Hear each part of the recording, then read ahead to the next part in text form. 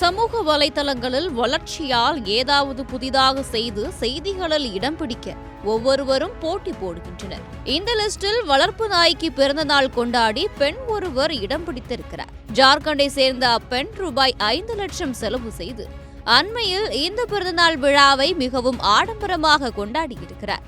சுமார் 300 விருந்தினர்கள் கலந்து கொண்ட இந்த பிறந்தநாள் விழா தற்போது சமூக வலைதளங்களில் வைரலாகி வருகிறது.